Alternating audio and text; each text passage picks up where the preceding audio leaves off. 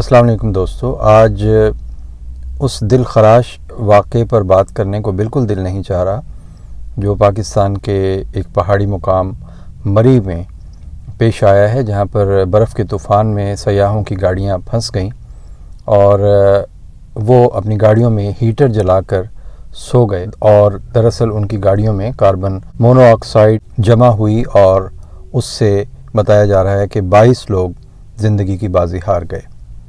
بہت تکلیف دہ صورتحال ہے اور اس واقعے پر جتنا بھی افسوس کیا جائے وہ کم ہے۔ اللہ تعالیٰ ان تمام مرنے والوں کے درجات بلند کرے اور ان کے گھر والوں کو صبر جمیل عطا فرمائے۔ آج کی ویڈیو میں ضروری سمجھتا ہوں کہ کاربن مونو آکسائڈ کے بارے میں دوستوں کو کچھ بتاؤں۔ کاربن مونو آکسائڈ ایک بے بو اور بے ذائقہ زہریلی گیس ہے جو اس وقت بنتی ہے جب ایندھن سے کاربن مکمل طور پر نہیں جلتا۔ یہ ہوا سے ہلکی ہوتی ہے اور قدرتی طور پہ بھی خارج ہوتی ہے، جیسے جنگل میں اگر آگ لگ جائے یا کہیں پر آتش فشاں پھٹ جائے تو اس عمل میں بھی کاربن مونو آکسائڈ خارج ہوتی ہے۔ اس کے علاوہ گاڑیوں کے دھوؤں میں اور چھوٹے انجن جیسے جنریٹر، چولہے، چمنی اور بھٹیاں، ان سب سے کاربن مونو آکسائڈ خارج ہوتی ہے۔ کاربن مونو آکسائڈ یعنی CO کاربن کا ایک مالیکیول اور آکسیجن کے ایک مالیکیول سے مل کر بنتی ہے۔ یہ ایک ٹرپل بانڈ کے ذریعے ایک دوسرے کے ساتھ جڑے ہوتے ہیں۔ کاربن مونو آکسائڈ انسانی جسم کے سیلز کے میٹابولزم کو متاثر کرتی ہے، کیونکہ یہ اس طرح کا ریئیکشن کرتی ہے کہ ہمارے جو سیلز ہیں ریڈ بلڈ سیلز، وہ آکسیجن سے محروم ہو جاتے ہیں۔ کیونکہ کاربن مونو آکسائڈ جو ہے ریڈ بلڈ سیل میں جو ہیم موجود ہوتا ہے، یعنی جو آئرن کا پورشن ہوتا ہے، اس سے بانڈ بنا لیتی ہے اور ہیموگلوبن چونکہ ہمارے جسم میں آکسیجن لے کے جاتا ہے، اور جب کاربن مونو آکسائڈ ہیم کے ساتھ بانڈ بنا لیتی ہے تو آکسیجن ہیموگلوبن کے ساتھ نہیں جڑ سکتی، کیونکہ کاربن مونو آکسائڈ ہمارے جسم کے جو ریڈ بلڈ سیلز ہیں ان میں جو ہیموگلوبن پایا جاتا ہے اس سے بانڈ بناتی ہے، اور اس کے بانڈ بنانے کی جو پاور ہے وہ آکسیجن کی نسبت 200 گنا زیادہ ہے۔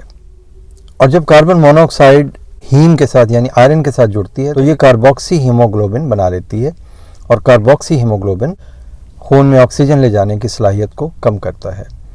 اس کے علاوہ جو آکسیجن ہیموگلوبن کے ساتھ اٹیچ ہو چکی ہوتی ہے اسے بھی یہ متاثر کرتا ہے، اور اس طرح ہمارے خون میں اور ہمارے جسم کے جو عضلات ہیں ان کے سیلز میں بھی آکسیجن کا جو ذخیرہ ہے وہ کم ہو جاتا ہے۔ جسم کے تمام حصے کاربن مونو آکسائڈ کے زہر کا شکار ہوتے ہیں، لیکن سب سے زیادہ خطرہ ان اعضاء کو ہے جو زیادہ آکسیجن استعمال کرتے ہیں، جیسے دماغ، دل وغیرہ۔ اس کے علاوہ اعصابی نظام کے لیے بھی کاربن مونو آکسائڈ بہت زیادہ نقصان دہ ہے۔ اس لیے وہ لوگ جو دل کے امراض یا سانس کی بیماری میں مبتلا ہیں وہ فوری طور پر کاربن مونو آکسائڈ کے اثر سے متاثر ہو سکتے ہیں۔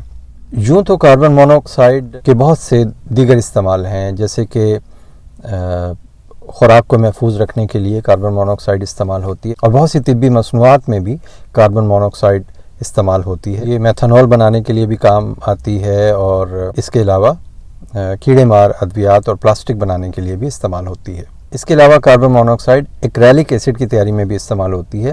ایکریلک ایسڈ ڈائپر بنانے میں استعمال ہوتا ہے، پانی کی صفائی کے لیے استعمال کیا جاتا ہے، اور ٹیکسٹائل انڈسٹری والے استعمال کرتے ہیں۔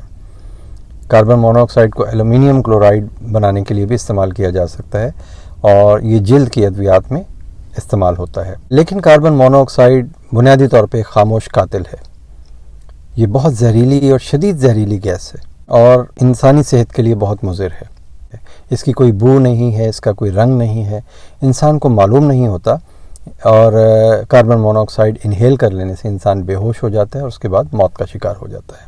امریکہ میں ہر سال تقریباً 400 سے زیادہ لوگ حادثاتی طور پر کاربن مونو آکسائڈ کے زہر سے مر جاتے ہیں۔ امریکہ میں ہی 20,000 سے زیادہ لوگ ہر سال ہاسپٹلز کی ایمرجنسیز میں داخل ہوتے ہیں، اور 4,000 سے زیادہ باقاعدہ طور پہ ان کا ایڈمیشن ہاسپٹلز میں ہوتا ہے صرف کاربن مونو آکسائڈ کی وجہ سے۔